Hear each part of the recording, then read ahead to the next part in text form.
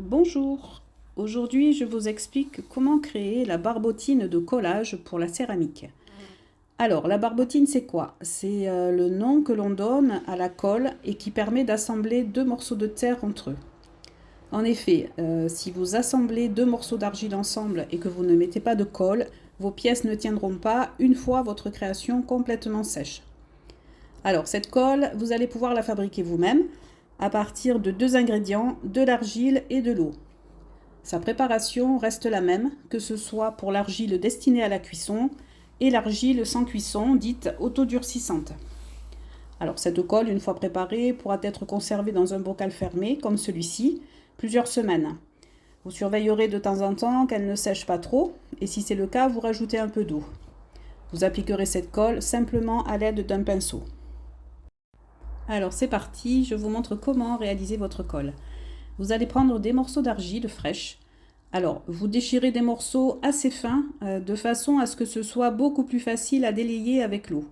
En effet, si vos morceaux sont trop épais, ils seront très très longs à se dissoudre dans l'eau.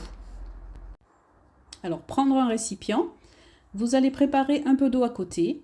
Vous commencez par placer vos bouts d'argile dans le récipient et ensuite verser de l'eau par-dessus.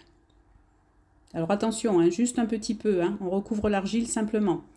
Vous prenez un pinceau et vous allez mélanger l'ensemble jusqu'à obtenir une consistance, on va dire, d'une pâte à crêpes. Alors cette étape peut prendre un peu de temps, suivant l'épaisseur de vos morceaux.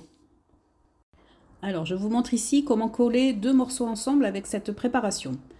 Avant d'appliquer votre barbotine, comme ça, il va vous falloir assurer les deux parties en contact à l'aide de votre pic en bois. Alors vous faites des griffures sur les deux faces à coller. Ensuite, avec votre pinceau, vous allez appliquer un peu de barbotine sur les hachures. Vous pouvez ensuite coller les deux éléments ensemble en réalisant une pression mesurée. On n'appuie pas trop afin que les deux se collent bien.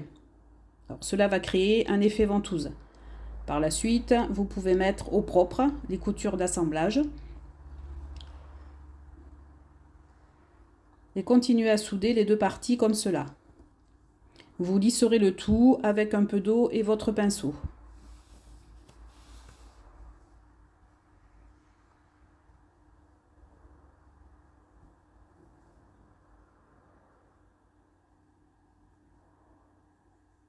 Voilà, n'oubliez pas de bien refermer votre bocal quand vous avez terminé et de nettoyer vos outils.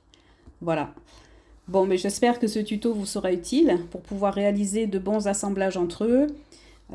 Dites-moi en commentaire si vous avez rencontré des problèmes avec ce tuto, je répondrai à vos questions. Voilà, je vous dis à bientôt pour de nouvelles réalisations. Bisous à tous.